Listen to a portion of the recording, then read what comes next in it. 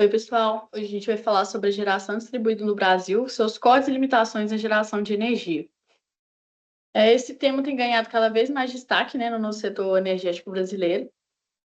E os recentes códigos e limitações que surgiram devido a esse crescimento acelerado, né, no curto prazo de tempo, desse tipo de geração. Agora a gente tem que entender o que é GD, como que ela funciona e por que ela cresceu tanto assim no Brasil, e principalmente quais os desafios operacionais, né, que ela nos trouxe nos últimos anos. O que é a geração distribuída?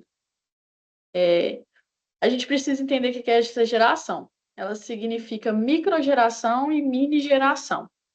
Ela é abordada pela Lei 14.300 de 2022, que é considerada uma lei recente, né? Ela tem 3 anos apenas de atuação. Essa geração distribuída é a produção de energia elétrica próximo ao local onde a energia será consumida.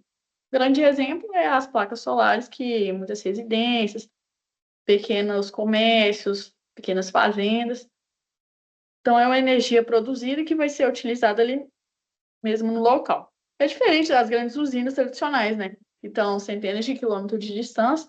Então, a GD funciona dessa forma descentralizada, com milhares de pequenos geradores espalhados por todo o país. Foi como eu citei, as casas, os comércios, as indústrias e pequenas propriedades rurais.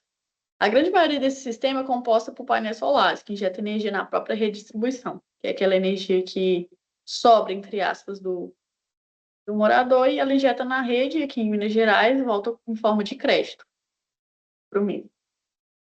Agora, essa Lei 14.300, ela traz duas classificações muito importantes, que é a microgeração. Essa microgeração distribuída é o quê? Um sistema de geração com potência instalada menor ou igual a 75 kW. Normalmente é encontrado em residências, pequenos comércios e pequenas propriedades rurais. Ela é mais popular, né? E a mini geração são sistemas maiores, com potência acima de 75 kW e que chega até 5 megawatts para fontes despacháveis. Acima de 75 kW e até 3 megawatts para fontes não despacháveis, que ainda é considerada essa mini geração distribuída para energia solar. Essas categorias são importantes porque elas definem as regras que cada tipo de geração precisa seguir, né? Como, por exemplo, a conexão, como será o processo de análise, como funciona a compensação de energia e também quem pode ser afetado por esses cortes. Então, resumindo, essa GD, essa geração perto do consumo e se divide em micro e mini geração. Essa estrutura permite que a GD cresça rapidamente e se tornou uma das principais fontes de energia do Brasil, né? Ela ficou muito popular. Os conceitos da GD. A GD tem características específicas que explicam tanto suas vantagens quanto seus desafios, né? Ela é próxima ao consumo, reduzindo as perdas da rede, é conectada diretamente à rede de distribuição, que é mais sensível que a de transmissão, né? Funciona em pequena escala, mas com um número enorme de instalações. Utiliza inversores eletrônicos, que nem sempre são controláveis pela ONS. E ela cresce de maneira descentralizada, ou seja, não depende de aprovação centralizada para existir. Por isso que ela ficou tão popular. Tudo isso torna a GD uma revolução no setor. Mas, infelizmente, gente, vem trazendo também uns grandes desafios operacionais, que é muita energia que está sendo injetada ali na rede. Vamos falar sobre a GD no Brasil. A GD, todo mundo fica impressionado pelo pouco tempo e a maneira como cresceu. Segundo a ANEEL, até abril de 2025, o país já ultrapassou 3,47 milhões de sistemas de GD instalados e soma mais de 39 gigawatts de potência, sabe? Somente de janeiro até abril desse ano, foram adicionados 2,86 gigawatts. Foi um recorde. Só para vocês perceberem, em comparação, Itaipu tem 14 gigawatts. Então, a GD hoje equivale a 3 Itaipus espalhados no Brasil, sabe? E por isso é importante a gente destacar essa importância da GD na matriz elétrica brasileira. Mas também, com ela, não é só coisa boa. Infelizmente, a gente também tem os problemas e as consequências. Vamos falar sobre os tipos de cortes no setor energético. Tem o Kurtman, que é esse crescimento acelerado, a gente começa a perceber algumas situações de super oferta de energia, né? Principalmente no período do meio-dia. A produção é alta e o consumo é muito baixo. Que isso leva ao que a gente tem que a anedotou, que é o Kurtman, que é o corte de geração. Curtman é quando a ONS, o ONS determina que a geração seja reduzida ou desligada para proteger o sistema elétrico. Então, ele abre mão de um para proteger ao todo, sabe? Tem o constraint off, que acontece quando o ONS manda desligar uma usina que estava programada para gerar. E qual que é o motivo disso acontecer? Quando há risco de sobrecarga na rede, quando existe limitação física, ou técnica mesmo de escoamento, ou se não, quando apresenta risco de instabilidade elétrica. E isso é uma medida de segurança. E o constraint on, que é quando a ONS manda ligar uma usina que não estava prevista na programação, e aí ela manda ligar. Por que isso é feito? Isso é feito para reforçar a tensão, a frequência ou o atendimento das cargas locais. Aqui eu trouxe algumas notícias. Os cortes deixaram de ser raros e se tornaram parte do cotidiano dos sistemas. Por exemplo, em 2024, o INS relatou que em maio e agosto quase perdeu o controle do sistema por causa da alta geração solar distribuída.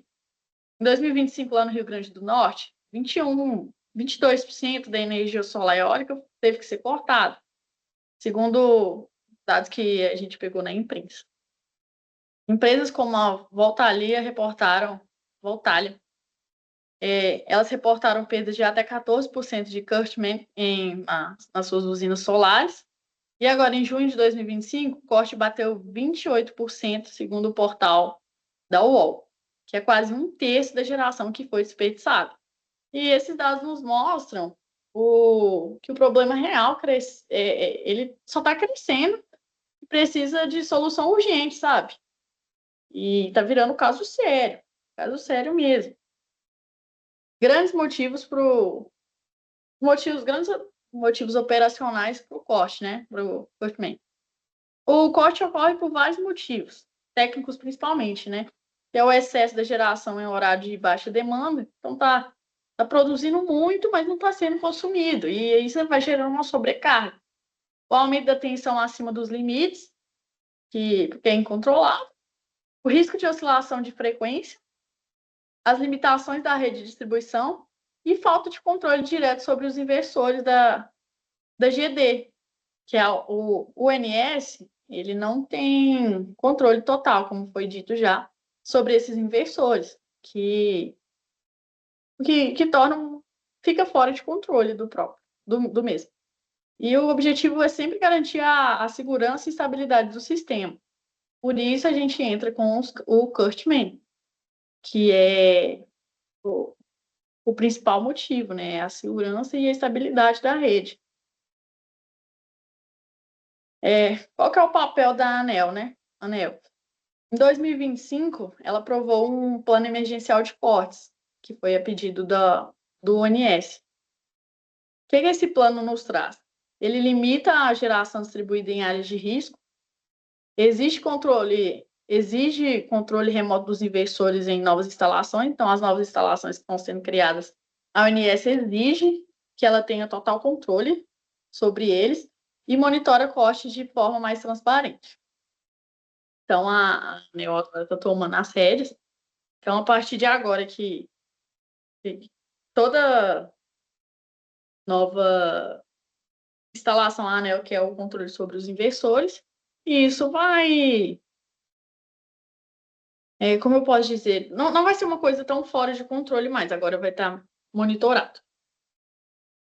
Como os cortes são feitos? Como o corte na GD é implementado? Existem duas formas principais, que é a limitação programada. A distribuidora, ela envia um comando e a geração é reduzida. Então, a distribuidora entra em contato e dá uma reduzida na geração para ter esse controle, né? E a desconexão total, que o sistema desliga totalmente a geração para totalmente, total, para evitar danos maiores e a estabilidade na rede. Quem é afetado? Inicialmente, os cortes seriam focados em grandes projetos, ou seja, são usinas do tipo 2 e 3, se eu não me engano, que eu li que estão sendo as mais afetadas assim, que são as maiores as maiores geradoras. As soluções ao longo prazo, né? Vamos falar sobre. A melhor forma de evitar esses cortes é modernizando o sistema. Como? Redes inteligentes com comunicação bidirecional, que são as smart grids, né? O armazenamento de energia, ou seja, com baterias que guardam o excesso gerado, ao invés de todo mundo jogar na rede. E inversores avançados, né, que permitem o controle de tensão e frequência e que eles estejam sob controle da ONS também. A GD representa o futuro da energia limpa no Brasil, é uma energia muito limpa e nos tem dado bons retornos. Mas, infelizmente, nem tudo é bom, sempre tem as consequências. Mas para ela continuar crescendo assim, de uma forma segura, a gente precisa investir em tecnologia, em planejamento, regularização. Então, é preciso investir em segurança e, e as tecnologias estão avançando, então, com elas, a GD também precisa acompanhar, não pode ficar naquela mesmice, porque senão as consequências só vão aumentando, os problemas só vão aumentando. Então é isso. Espero que não tenha ficado nenhuma dúvida. E obrigada.